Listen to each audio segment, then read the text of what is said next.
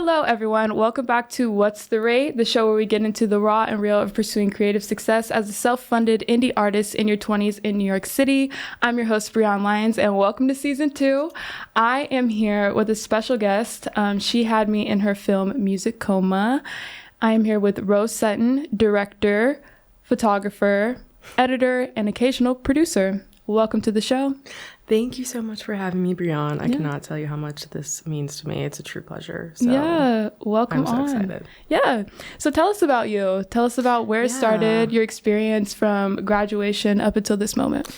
Right. I guess if I'm okay to go a couple steps back, I feel like really everything changed for me in high school when I really first started to get more, started to fall more in love with the arts. I think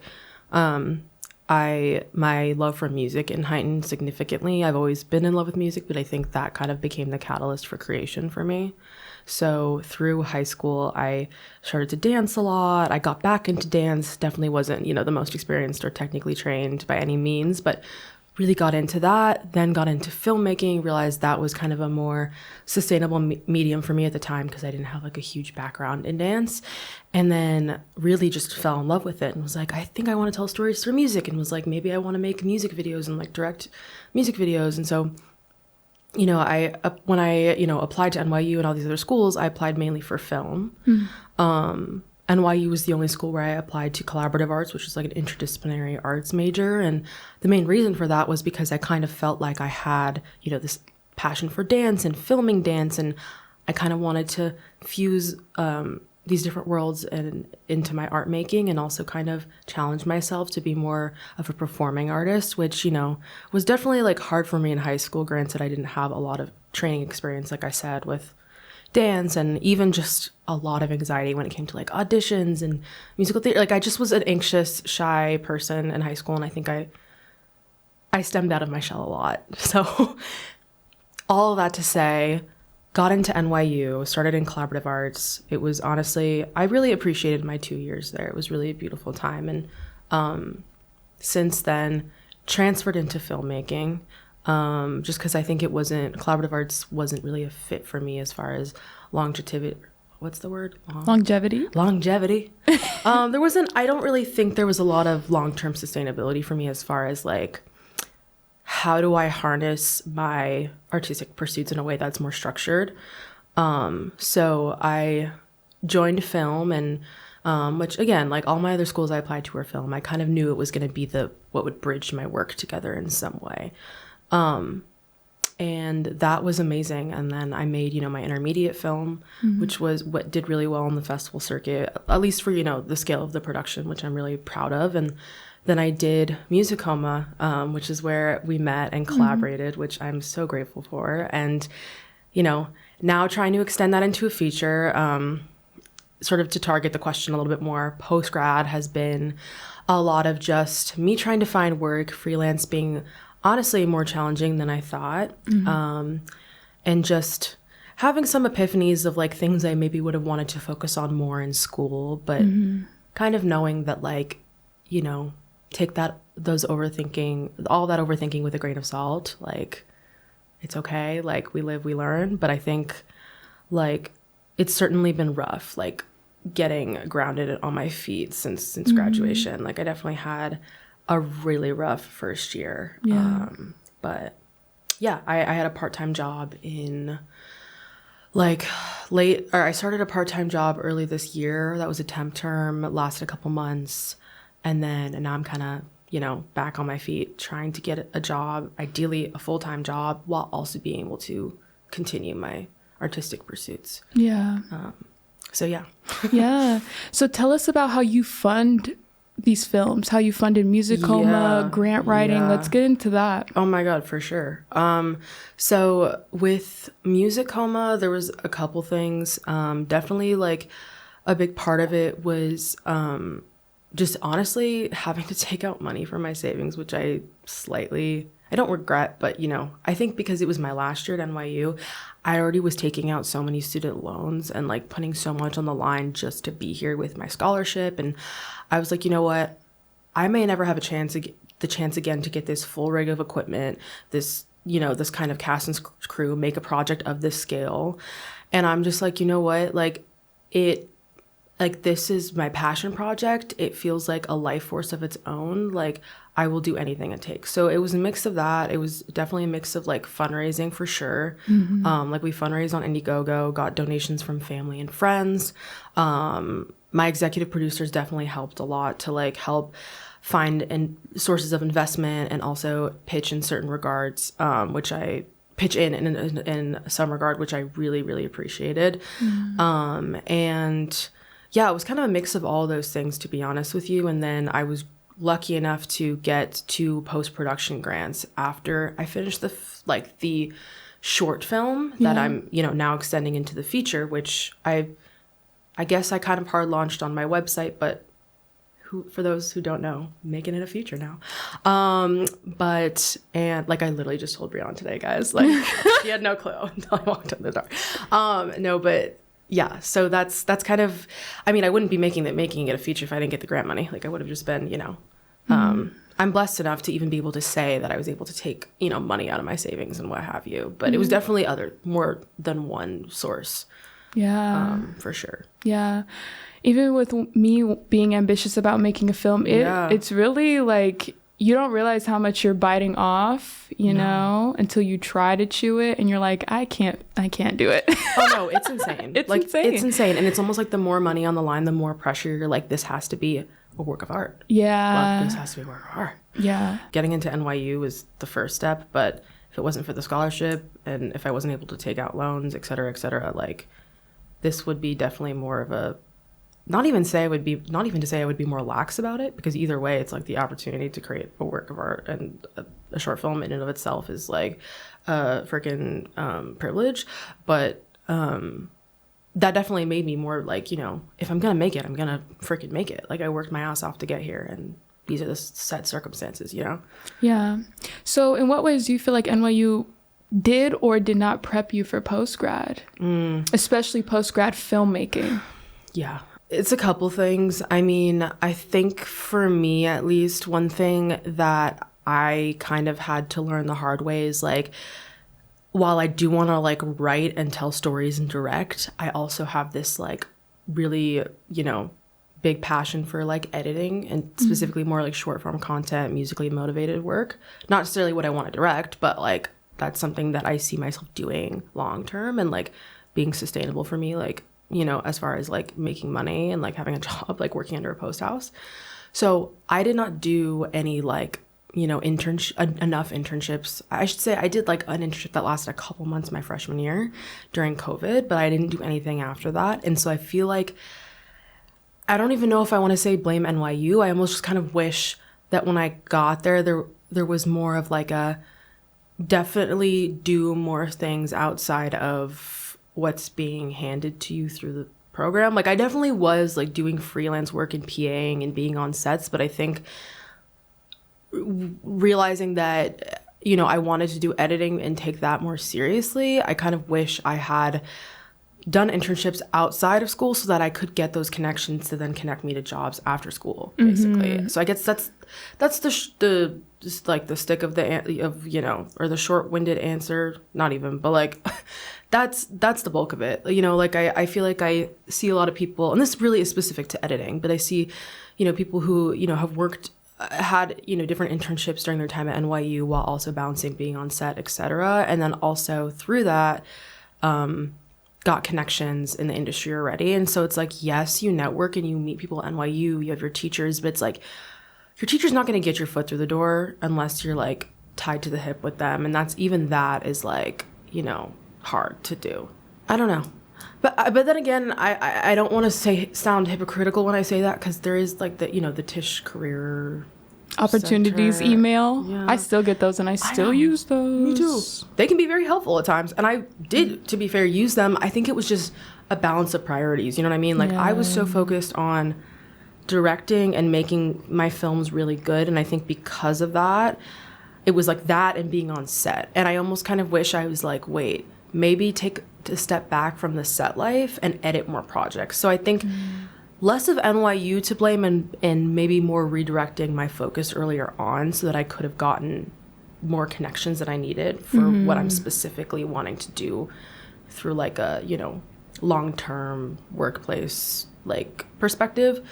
I don't know if I could specifically address like, I definitely wish that, I guess I kind of addressed this, but I definitely wish that some of my teachers were a little bit more hands-on and worked one-on-one with each student. Like I feel like there was sort of a boundary as far as like how much mentorship I could get, and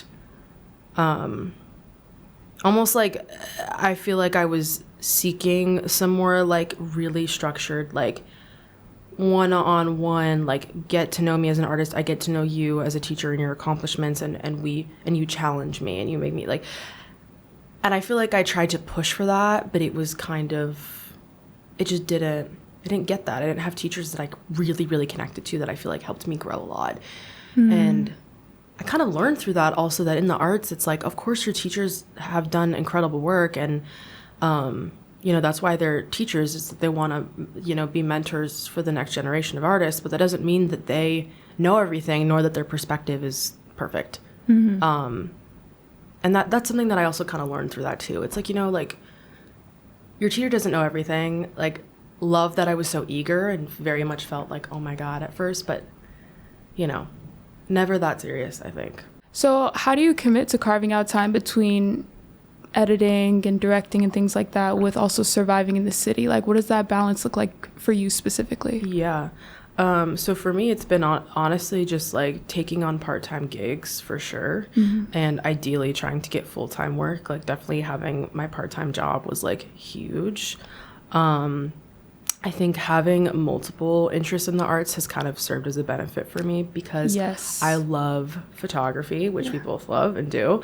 So I do a lot of photography, and that also is sort of like a freelance pursuit that I'm passionate about, that like just gives me a lot of easy pocket money, like just like having gigs like every other week or once a week, twice a week, whatever. I mean, obviously I'm like wanting more work right now, so it's been a little bit dry, but that's a huge source of income for me. So I think for me, like being multifaceted and having more than one interest is like a huge catalyst for like having ongoing income, you know? Yeah. It's like you need to have more than one thing you're doing.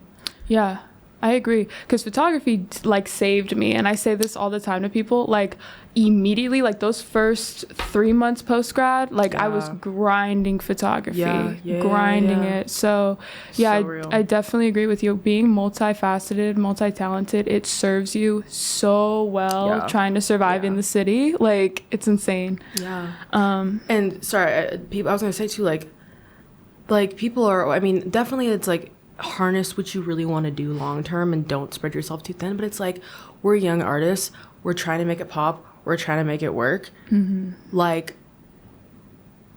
we need to like stand on our feet somehow, you know. That's not to say that like, you know, do something you don't care about. Like we both love photography, that's why we do photography, but like it's crazy to be like I'm setting myself on only focusing on two things. It's like you can't do that as a young artist. You didn't know something very interesting though? So we had a client here, and her guest was a Harvard professor, but he was talking about the fear of commitment for artists and entrepreneurs, and how sometimes having multiple things that you do is a disservice because you're scared that you're going to fail at the one thing that you put your all into. But, you know, to counter that, it's also like everything that you do, if it's in the arts, it's always going to serve what the main, I think, streamlined thing that you're focusing on in some regard. Yeah. But I hear that, especially like as I get older, I'm like, you got to like harness your focus into one thing and really like believe in it. Yeah. I recently have been like, dude, you came here to act. Like, why are you doing photography? Why are you doing a podcast? Why are you doing that? But it's like, dude, like I love this, right? And also it's working, right? Like, and it's not like you're pivoting for the sake of like, this isn't what I really want to do, but I'm, you know. But it does make me reflect on like, am I using my time wisely, and am I truly following what I'm really passionate about? Or am I having my dream, like if I'm adapting that to my reality rather than like making my faith rise to my dream. Yeah. You know what I mean? Yeah. So it's a constant like battle. I mean, it's a mental game, right? Yeah. Pursuing anything creative is going to be a mental game. Absolutely. It's kind of like, I guess kind of what you're saying is like, do I completely visualize and live up to the framework of what I want, or do I slightly adjust or adapt? Yeah. Right, to The see reality it of somewhat actualized. Yeah. Yeah. Yeah. That's a real thing. Yeah. But I think you're doing amazing, girl. So thank you. I definitely appreciate don't. it. I mean, you know, I think it's baby steps for all of us right now. So Yeah. I would never tell you anything that isn't. Sorry, what am I trying to say? I would never lie to you about that. I think you're doing incredible. So Thank you. yeah. I appreciate it. Yeah. What is a barrier that you have to constantly push past every day throughout your creative pursuit? Lately, for me, it's been just constant rejection, honestly. Okay. I think I've definitely applied to like over 400 jobs in the past 2 years, which is fucking insane. And since being back, I've been back for maybe a month and a half, almost 2 months now. I've applied to a little bit over 90 jobs. Wait, back from where? Sorry. From LA, sorry. Oh. I went to LA for a bit because home is LA, which very lucky to have LA as home. But wait, I remember you telling me that. yeah. And where are you from? Colorado. By the way? Colorado. Cute. I really want to go to Colorado. And It's a vibe. Far from Cali, so It's a vibe. I gotta take myself there. But yeah, I went home for a bit to be with my mom, my sister, and my dad. Did a little family vacay moment with the girlies. Had a great time. But you know, that was like also it aligned because my temp term ended, and I was like, okay, I can be home for the month. And then, because I usually only go home like twice a year just because it's expensive and, you know, traveling across the country. But came back here after that. And like 2 months ago, and now have been just back on the job grind. Like it's insane. And everyone says like, it's nothing to do with you. It's nothing to do with you. And it's like, I know that, but I'm also like, something fishy about this. You know what I mean? Like I know it's really bad right now. So I remind myself that the market is bad, but How are you applying for jobs? LinkedIn, Indeed, cut it. Cut that. Like LinkedIn, Indeed, like literally Facebook groups for freelance work. What am I supposed to be doing? I don't believe in that. Like they know I do not believe in that. I just think okay. Yeah, because like you're beating AI, like word, keyword, whatever. And plus, like, I just feel like anything over the internet, especially a job resume, they're not going to really get to know you in any capacity. Yeah. Like, it's just you on a page. Yeah, and I just really believe in, like, introducing yourself, energy, and things like that. Because me on paper is very different than me sitting here in front of you. Yeah. Right? Oh, totally. So... Yeah. And I really do believe that's how I got this job, you know, like she met me. She liked my energy, you know. Where did you guys meet? Or here. This was one of the places I took my resume. Yeah. And gave it a you know what, I've had that on my to-do list of like, because I just sent a ton of cold emails the past couple of weeks to a ton of production companies. And I was like, okay, after that, show up at their doorstep. Yeah, you got to show up. But now I'm like, wait, first step, show up at their doorstep. I just don't know if that... This is so embarrassing. I was asking ChatGPT, I was like, is that too nosy if I'm showing up at the doorstep, hanging in the resume? Like, are you kidding? No, that's hungry. That's not too nosy. That's hungry. That's, hey, I'm here to work and I actually want it. You know what I'm saying? Like, yeah. It's like, I sometimes I'm like, I'm overthinking, especially with this like coffee shops I'm applying to. I'm like, am I too soft-spoken? No. Am I not saying enough? Do I just say 2 lines and then say, thank you, hope you consider me, walk out the door? Like, I don't want to bother you. You're working. You're making your coffee. But I'm trying. I mean, yeah, I have not done the walk-ins for production companies. I have for like, you know, barista jobs, but they call you back. I'm about to do that next week. You should. Like, I'm like, wait. Yeah, because some of them called me back. They were like, hey, Brianne, like, we really admire the fact that you came in here on foot. Yeah, because they get a million applications on LinkedIn, all that stuff. So. Yeah. Wow. Okay. And some don't even look at it. I know. Or it's like it's getting handpicked because somebody knows somebody else. See, and that's what, or something. Like, why did I submit this resume? Like, I don't know, what, 5 seconds after the freaking job listing was posted? For what? Yeah. You're not gonna look at it. Yeah, so, that's huge. Okay. Yeah. So what was the project or moment where you began to get a steady rhythm in your career? Ooh. If you have one, because I know it's kind of... Yeah, I mean, I wouldn't say I'm studying my career yet.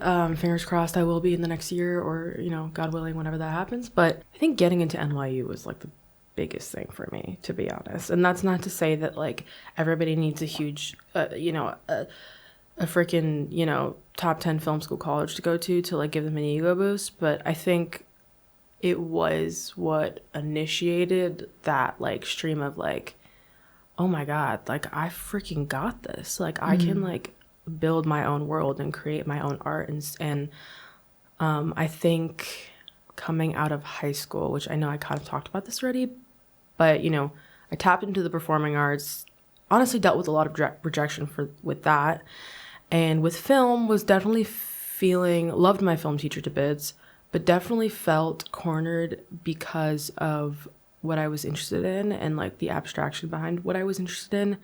I don't want to say I was casted aside because I really was not, but I think it made me feel like I was sort of an outsider for like liking the kind of niche art making that I did. And I think that like, as in like wanting to tell stories for music and being more experimentally driven, which has definitely changed a lot over college, like my perception on what I want to do and how I want to be experimental, how I want to articulate myself. But I think because I was shy, because I wasn't as confident, all of those things, I kind of had a hard time. Like I recognized the potential in myself. And I think that's why I've been such a fighter. And that's why I've fought so hard to get every opportunity I've gotten.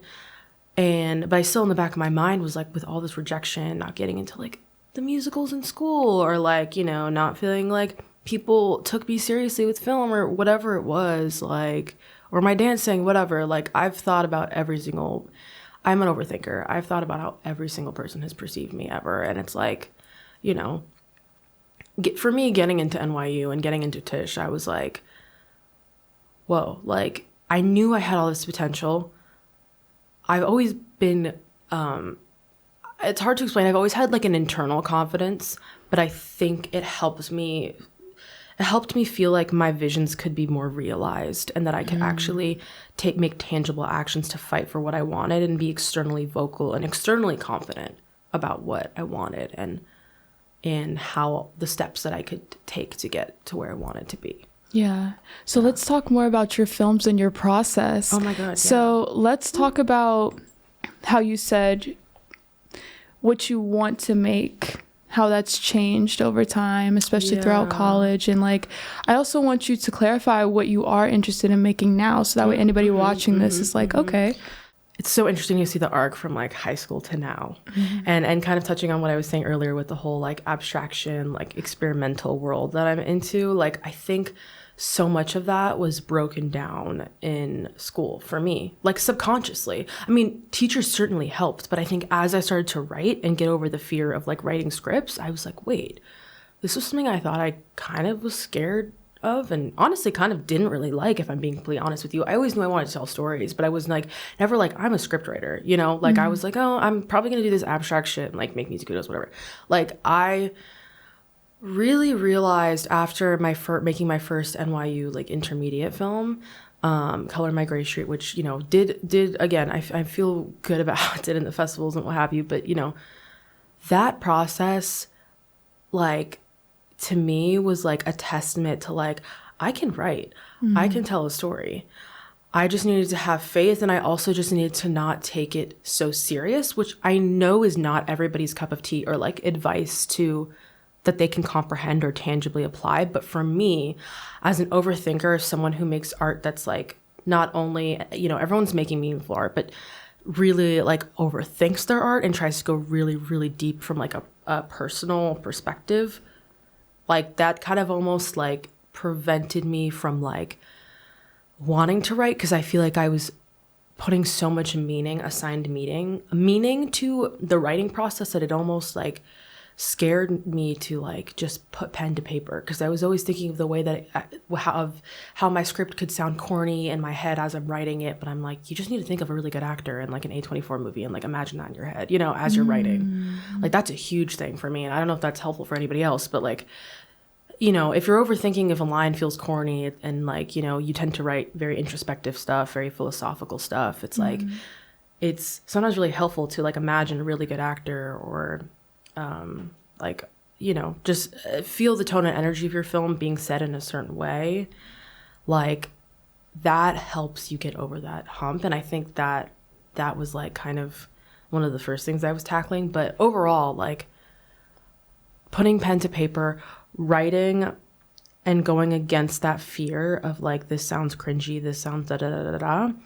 And not taking it so seriously, I was able to just start going. And I had to just tell myself like, it's going to be whatever it's going to be. And like part of that was really hard for me because I'm like, no, but this is going to be big. But I realized with me, it's like that comes naturally. That force of like passion and that intensity and that depth, it comes naturally. So when you don't assign so much meaning to something that you already have inside of you, it almost unravels itself without trying.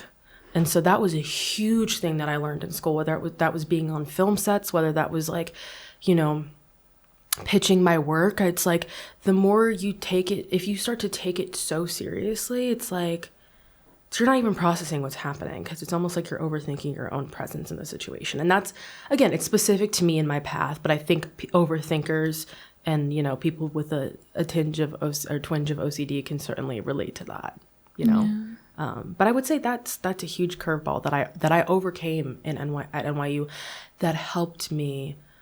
Sorry, to answer the question, that helped me realize, like, you know, I can do way more than I think I can. And it just starts with getting out of my head a little bit, which is obviously easier said than done. Yeah. But truly, what I told myself in those moments was, it's never that serious. It's never that serious. When I was on set stressed, I was like, my first time PAing, I was like, I'm like freaking out. I'm like, it's not that serious, whatever.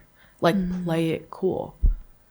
And I stuck with that mantra, and it helped. It freaking helps. I love that. So, yes. I also love how passionate you are. And I think that's why we align and we cross paths. 100%. Because I mean, with my poetry, like I love just pouring into the words, and I just love that. I love intensity, you know? Like I see it in your writing and the way you talk about love and the words that you use. And thanks. I totally felt connected to you when I was reading through your poetry book and at the event, you know, the premiere that you had for the book. I appreciate that. Yeah. Oh my God. I also like, I feel like I don't go to enough. I mean, obviously I've been to like poetry readings, but it's really inspiring to see that you've created a book that encapsulates all these special tender moments in your life through a sort of like sectionalized way of like being like, these poems embody this for me. These poems embody that. Like, everything was really like, I feel like, I don't want to say calculated, but like you really compartmentalized it so that it was like we could breathe through these different moments of you and like the way you internalize and process. So I appreciate that. Yeah. I was really in my head throughout that entire thing. No, you were wonderful. Because I was like, not everybody has the capacity to be very intense all the time. I feel like passion and intensity and like emotional capacity, it's like a rubber band. And the average person does not stretch that rubber band or exercise that rubber band on a day-to-day basis. I'm learning that. But I do. Right. You know? And that's rare. Like we're special. You're special for having that capacity to feel and go that deep. Yeah. And like you said, like stretch that rubber band. Like you can access that and you don't put walls up. You don't have a dissonance with your emotions. And so many people do. Yeah. And I've been learning that the hard way because I think it also stems from being an empath too. Yeah. You know, I think poets are empaths. Like they feel and they write about how they feel, which in a way can feel inherently selfish, but also access the world at the same time. So it's like there's a dichotomy of expression and that being a selfish act, which I think art inherently is selfish at times, but also it being accessible and like attempting to have other people feel or understand or try and comprehend the depth of your words. Exactly. And I think that's huge. Yeah. And at that event, I think I was so focused on, okay, is everybody in here going to be able to go there with me? You get what I'm saying? Yeah. Like, do we all have the capacity to truly understand or like truly feel the weight and the depth of what I felt when I was writing these words? Yeah. And of course, as artists, you could only hope, right? But you can't put out art hoping that or having that intention of like everybody understanding. So 100%. the people who did, like, there were a couple people who came up to me. They were like, Breon, and you included, but one of the people there, he was like, Breon, this poem is what I experienced like a couple years ago. He was like, I feel like you put words to this emotion that I felt, and I just want to say I appreciate that. And that's insane, right? I'm just like, I'm just writing about 17-year-old love, right? But it was just crazy for that to be a moment I had, because we hear about it all the time when artists reflect on their work, and they're like, oh my gosh, people appreciated it. But when it happens to you, it's like, it's such a good feeling. Yeah, so that was crazy. But that's beautiful. That's so beautiful. Yeah, but talk to me about Music Coma and everything about that, how you came up with the idea, what inspired it. Oh my God. Okay. Yeah. We'll try and not make this like long-winded, but you know, Music Coma. Okay. So I think it also, to some of my early points, is like was a huge pragmatic shift for me as a writer, because once I did Gray Street and I was like, ooh, like I can really, really bring to life script in ways more than one. And when you read a script, obviously so much feeling can come off the page, but a world can be built outside of that page. And especially someone who's leans more abstract, experimental. One of the things that I learned is that to be abstract and experimental as an artist doesn't mean that your art isn't accessible to an audience or a target audience. And I think I had this belief of like, oh, because I'm abstract and experimental, I need to take a narrative class, which truthfully helped, but I wanted to be challenged to do like structured work that was more narrative, so that I could sort of harness that more tangible sense of like self-expression, so that people could see it and be like, I understand. Like, what I learned is that abstract doesn't always mean, there's different kinds of abstract art. That's a very broad word, one. And two, being abstract and experimental doesn't mean, like I said, that the work is inaccessible. It just means that as an artist, when you're trying to make work and it is experimental and it is cutting edge, whatever you want to call it, it's like you have to work towards sort of breaking down those concepts so that you can understand them yourself. Because if you're watching something that you made and it's abstract and experimental and you kind of understand it, but you're kind of almost making it so abstract to the point where like you don't feel it enough. Like, I think I was doing that a little bit in the beginning, and I don't think I think I consciously realized it, but I had this black and white thinking of like, if it's too abstract, nobody's going to get it. So it has to be a balance. And I still believe that as an artist, but that's, again, my own individual perspective. But it can still be those things and be broken down in a way that just makes more sense. So, in other words, a film can be experimental and narrative, or it could be just abstract and very experimental. Doesn't mean it's not something that an audience, like a narrative-oriented audience, or people who are more just into like structured storytelling, can access and reach. And I had to overcome that fear myself, first and foremost. And that film, Gray Street, was like the catalyst of like, okay, if I can do that, then let's expand that a little bit more. Let's make something maybe a little bit more narrative and embodied, but still has these narrative like through lines in it. So for me, the film honestly started from, I knew I wanted my thesis to be about my love for music, because at the end of the day, music really is my life force, and it is what has led me through every stage of life in the most beautiful way. And I think being that music is such an intangible thing, to me, that was interesting. I like exploring passive characters, and there was something about the passiveness of music and listening and consuming that I find really interesting. And so I was like, okay, I know this, I want this to be about music. Let me explore these other thematic elements throughout my life. And then I kind of started to like weave. So I was like, Judaism, spiritual identity, how have I evolved over time? Am I connected to that side of myself? Not really right now. I was like, that's interesting. And then I was thinking also about struggling with learning difficulties growing up, and I was like, how would I tie that together with listening to music? And like I started to like thread through different thematic things, and I was like, okay, let's consolidate this, because I remember talking with my DP Maggie, which you've met. Yeah. Maggie's wonderful, we love Maggie. Was like, I'm wanting to say da da da da da da. It was super abstract at first, but I knew I wanted it to be more narrative. I just was like, I need to like just think of a ton of things right now, because that's where my brain's going. And she was like, love you, but like we can't, you can only do so much here. Like, it's a short film. I'm like, real. So I was like, let me hone down on these thematic elements and find one sort of like, or two sort of concepts to tie together. And for me, that was like, okay, music, spirituality, religion.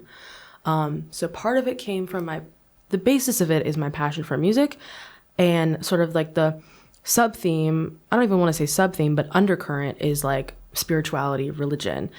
And me thinking about feeling kind of disconnected from that side of myself, and being like, is music a form of detachment for me from like my senses? And how do I engage with the world and engage with these parts of my identity? And the high of emotion and feeling music, and how intense it is for me, like really, really intense, which it is for so many people, but like just the multitude of worlds it brings me in my life, and the highs and lows and the grays and the in-betweens, and thinking about how that could somehow derail like the active act of consuming music can almost like subconsciously derail us from being in touch with our reality in a lot of ways, and just staying in dreamland. And I was like, that's interesting.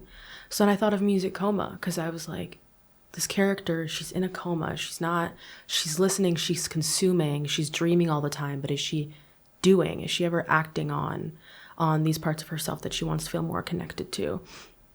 So I tried to kind of, I guess, break this down in narrative form about this kind of avoidant character named Aries, who is, clearly avoidant, kind of running away from, her religious identity and her connection to her grandmother, feels her and uses that as motivation and fuel to go on in her career as a dancer, but also at the same time feels like she can't necessarily confront her or be like face to face with her or think about her too much, because she's kind of having to tune out the world in order to make what she wants happen. Mm-hmm. So that was my way of kind of like translating it into script form. We have a character loses her hearing, mm-hmm. and is then faced with the question of, how do I navigate life after losing the one thing in my life that was my everything to me?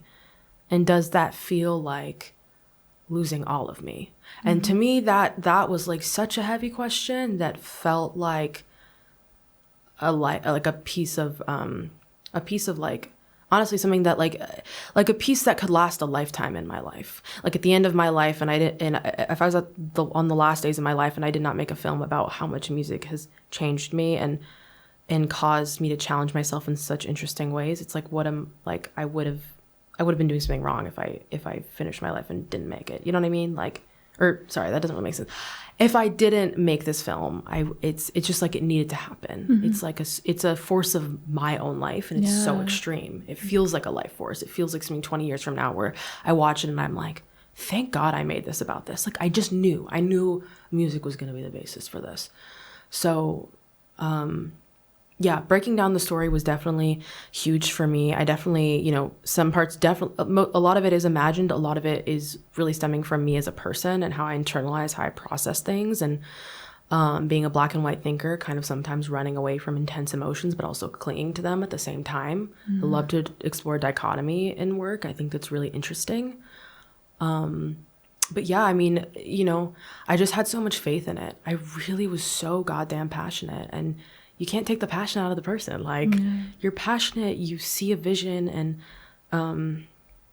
like I just knew it was going to be exploring music through these other sort of, and if I wasn't if I'm not challenging myself in my art, I'm not growing, if I don't,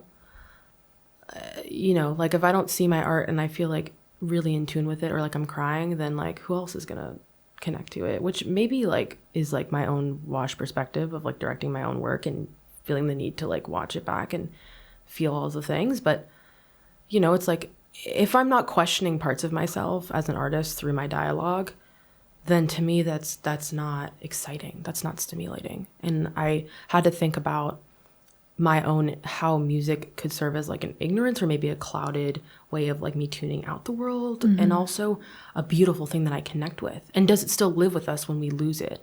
Like in this case, lose our hearing.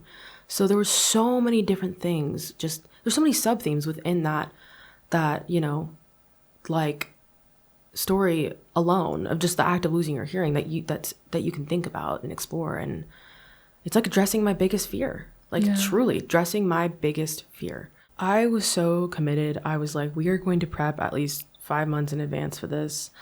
I would like to have numerous rehearsals from beginning to end. And, you know, I knew this is a student project. It's a big scale production. Somehow did it for what would be considered not a big budget for how many days we shot and how many locations we did. So like people, it was like it was $11K for 6 days and like multiple locations. Okay. So like, you know, for the amount of stuff that we shot and the places that we were in and what we did, like that would usually have been like depending on the circumstances. Again, if it was not a student production, it would have been like over 20K, like for sure. But regardless, the fact that I was able to do that much with that budget still fucking astonishes me, like genuinely. But I think in part answering this question is like me being like, I'm going to have people help me out a lot of people are going to be helping me out for free on this too. And me being like, okay, holding space for that, but also like, and knowing that not everyone's going to be like, or not, I don't even want to say that like people are going to hate me or feel hurt or not, because it wasn't even any of that. It's just like, it's always a lot when you're bringing on that many people and trying to do a project of that big of a scale.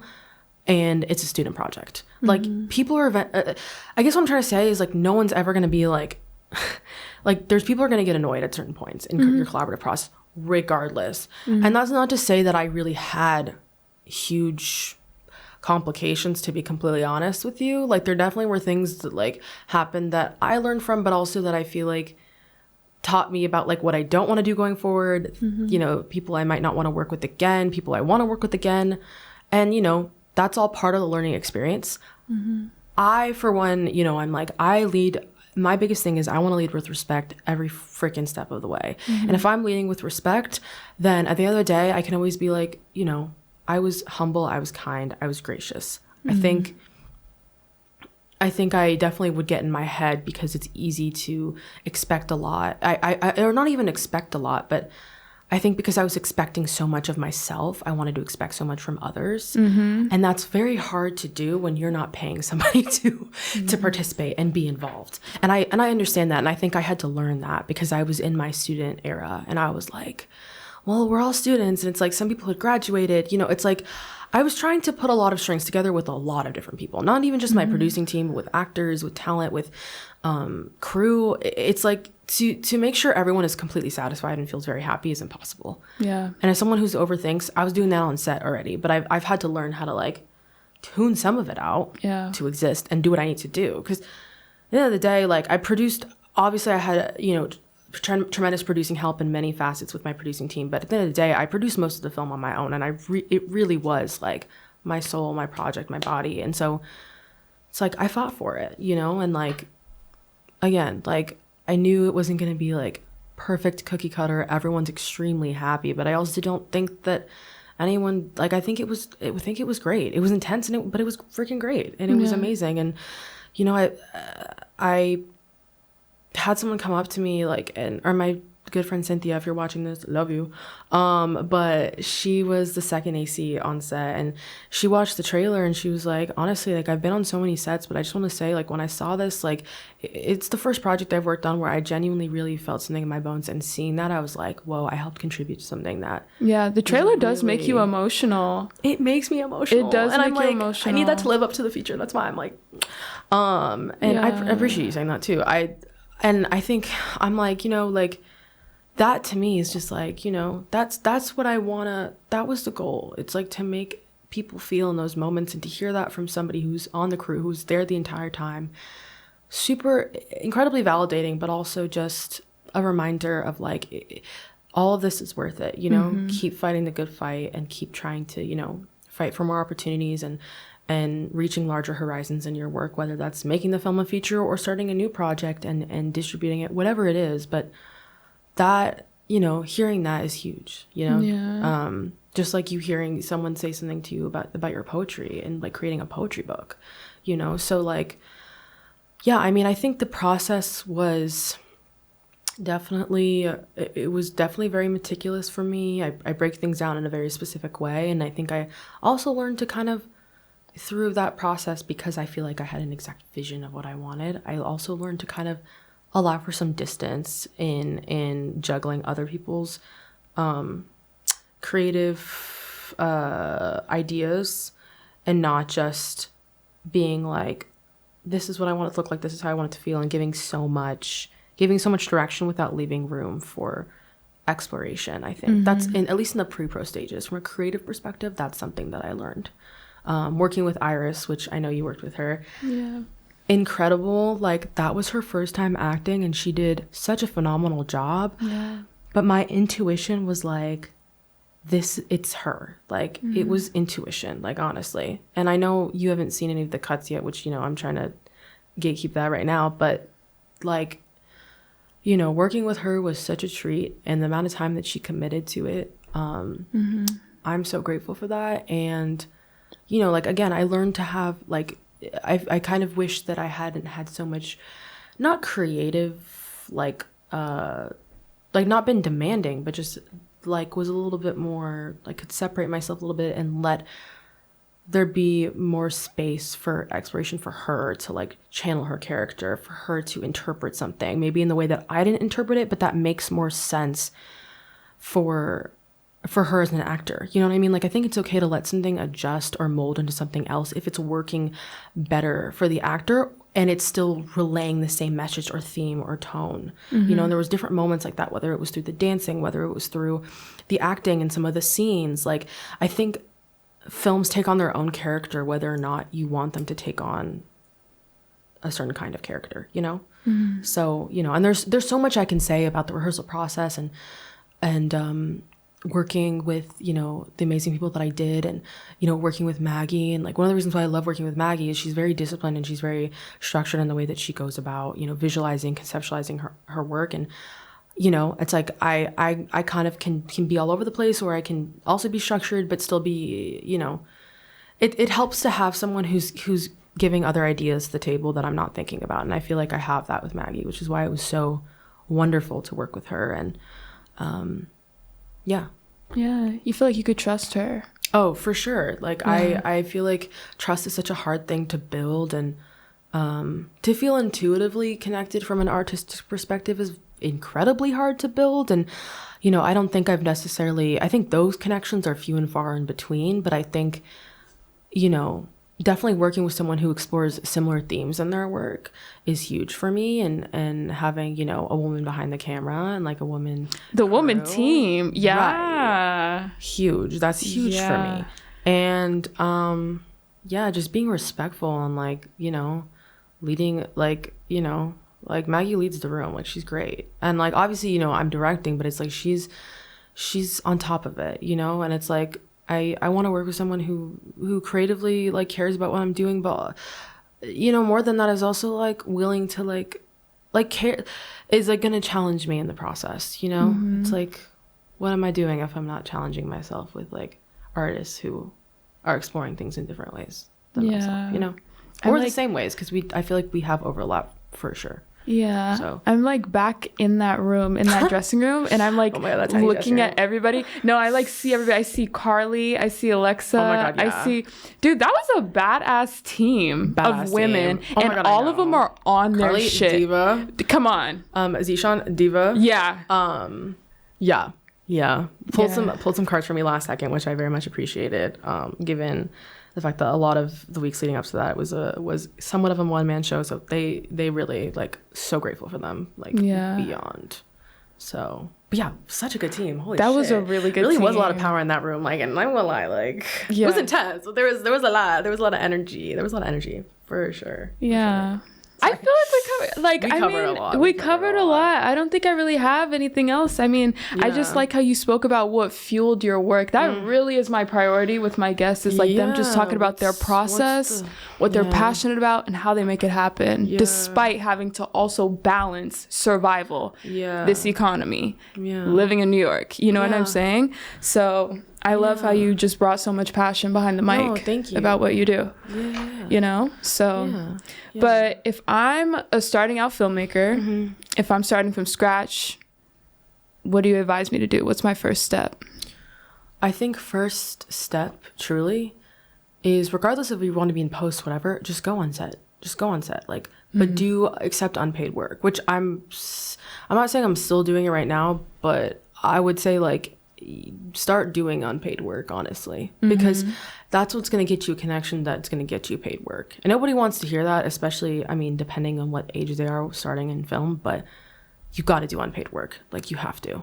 And it sucks. Like, people are going to tell you, what the hell, don't disrespect yourself. Like, absolutely, like, set a standard for yourself. But when you're starting out, just do unpaid work. And I think from, like, a mentality standpoint, like, recognizing your potentiality, I think, can take time for a lot of people. And truth be told, I think it's independent.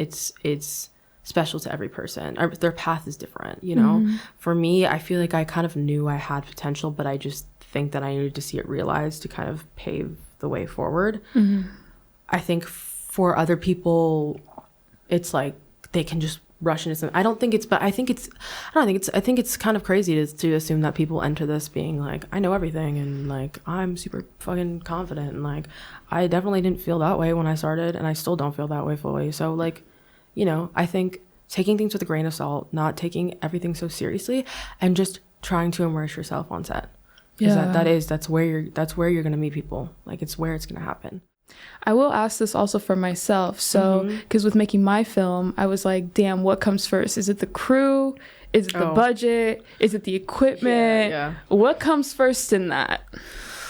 Honestly, it should be the budget. I think for me, it was a little bit of a like on and off thing, because I was like, well, how much money can I take out of my savings actually? And like being like, I might have to take out more a little bit later into production. So having a set budget in the beginning is really helpful. And I feel like I definitely, I don't want to say frustrated people, but it's hard. It's hard to not have a set budget going into a project. It's like, you know, around how much you want to spend, but it's like, I would say prioritize the budget first. Budget first. I think once you have dates in place for your key crew, then you can lock in other crew. You know, I think that's kind of like a step 2. Yeah. I think obviously when it comes to creative and writing the scripts, like, you can be in your drafting phases when you're budgeting and casting crew, you know? Okay. Yeah, like, you don't have to have a set script. You can have a little pitch deck and a little, you know, I was a little cray-cray, and I had like a 20-page like pitch deck for Coma, and was like pitching it to like all these people and being like, this is my project.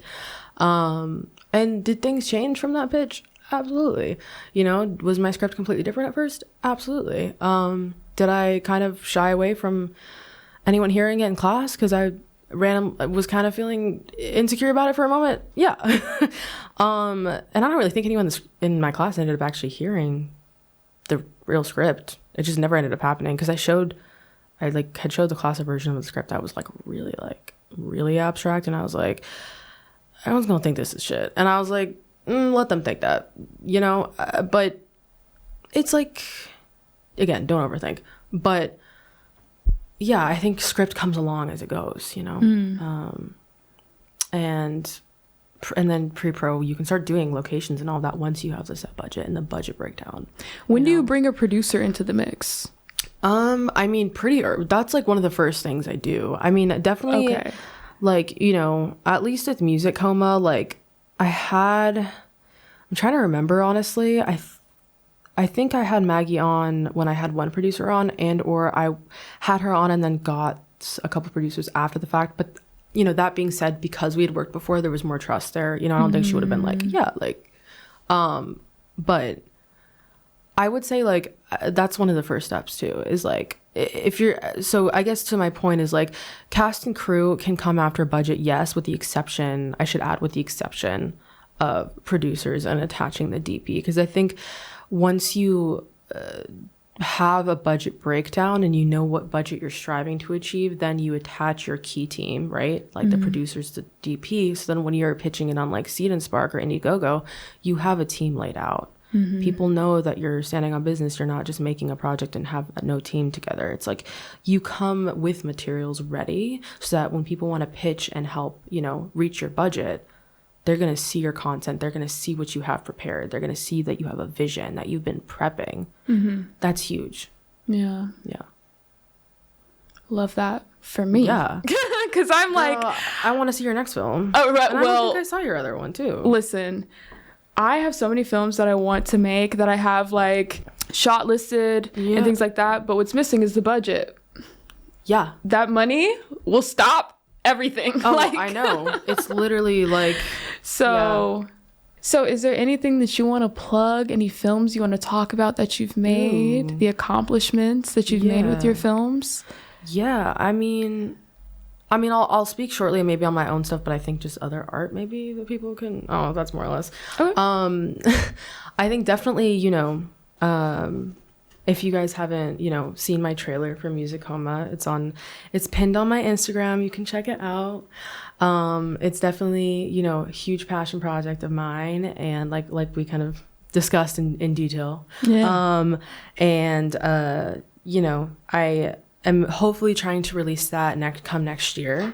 So once I make it feature length and have the added scenes, and hopefully it's gonna, you know, be out into the festival circuit, and you know, gonna try and take that with a grain of salt, because again, one thing I learned recently is a lot of these festivals focus on what's being headlined, you kind of have to focus on what's being headlined at these festivals. I've had a couple conversations actually hearing the same thing the past couple of weeks, telling me that, you know, what's being headlined at those festivals is usually kind of the target of what they're looking for in these festivals submissions. So, you know, I'm gonna, you know, I wouldn't be making it a feature if I didn't believe it was going to be successful.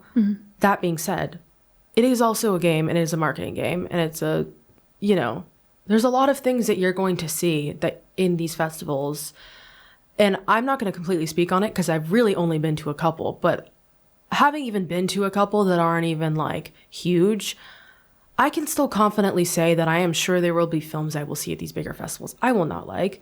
And being selective, I think it's okay to be selective with your art. I think it's also okay to have the belief of not everything needs to be turned into an art piece. Like, don't hate me. But I think a lot of people can just sometimes make art for the sake of being like, I made this. And it's like, okay, well, what's the intention, right? What is the meaning, right? And they have it, but it's like, maybe it's not super, they're not super connected to it, or it's like, and I think, you know, that's a give and take. But I also feel like it's okay to be selective with the art that you appreciate and the art that you think deserves to be considered art. I don't think everything is art, which a lot of people have a very different opinion on that. Some of my friends have very different opinions about that. But, you know, I think it's okay to have that opinion and still have that opinion in the face of the film market and not being selected into something, and like, because there's so many times where my ego has been called out, where I'm like, wait, why didn't I get into this? Or even if I do get into something and I'm watching the other work, and there's plenty of films that I do really love, but then there's other things where I'm like, okay, like, and I think like, and I just don't, not so I don't appreciate it. Like, I can always find something to appreciate, but it's like, you know, it's like sometimes we're exploring things that I notice sometimes certain artists are exploring things that don't really have any tangible, deep meaning, you know, and I don't want to say that and it makes them any less of an artist, but I also feel like, you know, it's like you gotta hold yourself to a standard, and it's like a respect thing for me. It's like, you know, it's like, you know, I don't know, maybe it's an extreme way of thinking about it, but I think it's okay to be selective with the art that you appreciate. I think it's okay to be,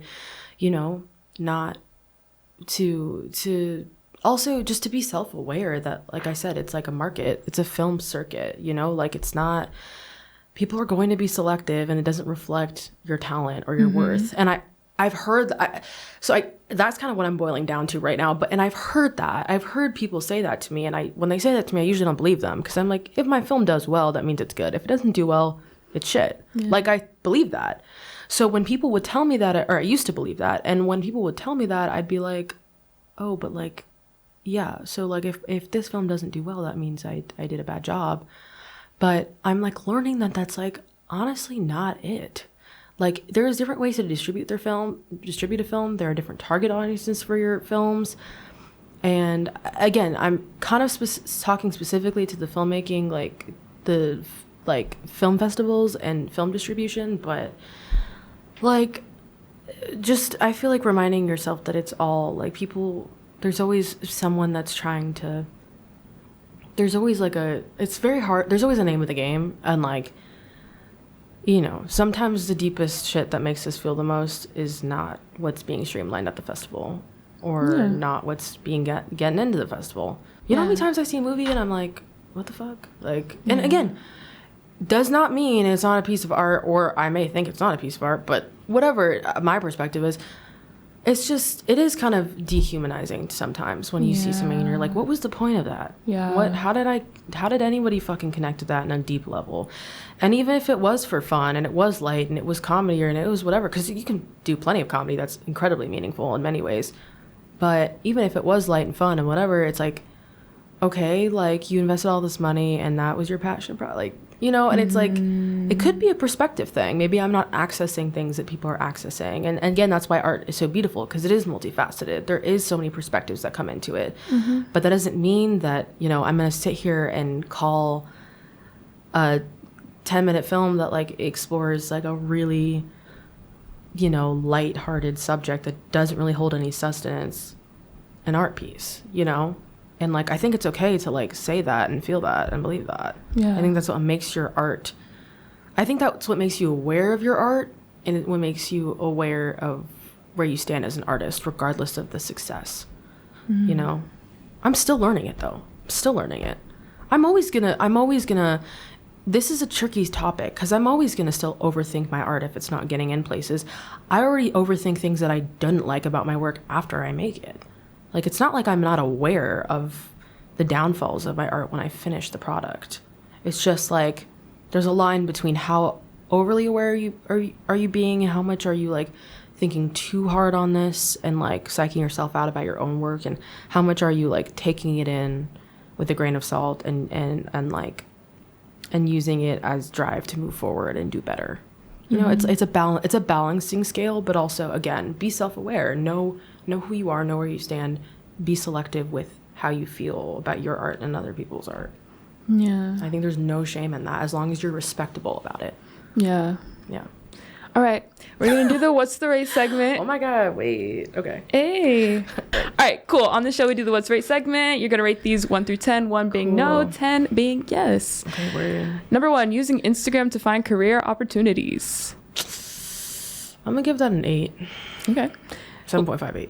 Okay. LinkedIn.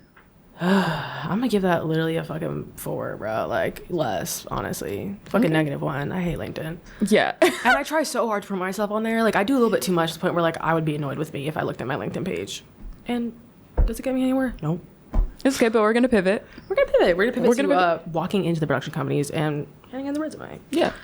So. Always saying yes. Yes and no. I think it depends where you're at in your career. But I've even made mistakes the past 2 months. Actually, recently, saying no to something I wish I should have said yes to.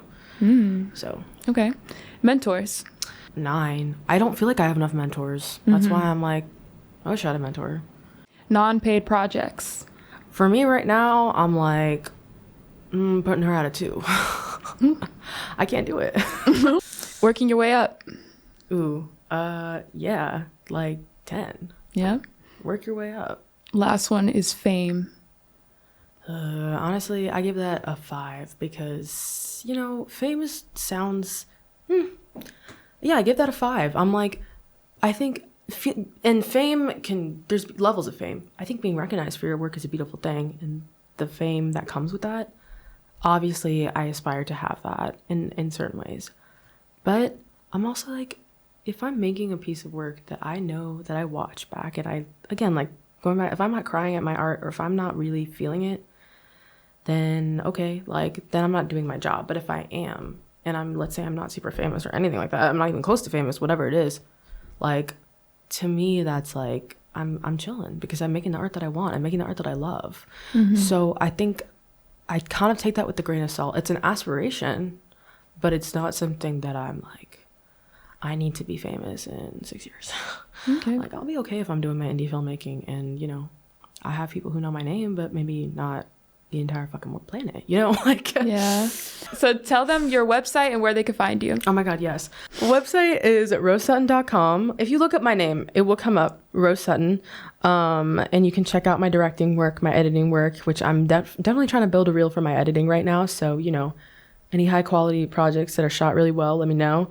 And also just any projects, I'm kind of open right now. So, you know, I'm wanting to build my reel there. But yeah, you can check me out on my website and also on my Instagram at Rose Sutton. There's an extra E in between for my middle name, just because other Rose Sutton was taken. But you can check me out on my Instagram. I post a lot of my work on there, and I have, you know, some photography also on my other account, which is Rose Sutton Photography. I also just released my film that I finished just distributing, my intermediate NYU production, which you can watch now on YouTube. It's one of the links in my bio. So yeah, thank you again for having me. Yeah, congratulations, Rose. Truly. Thank you guys so much for tuning in to another episode of What's the Rates, and I will catch you on the next episode.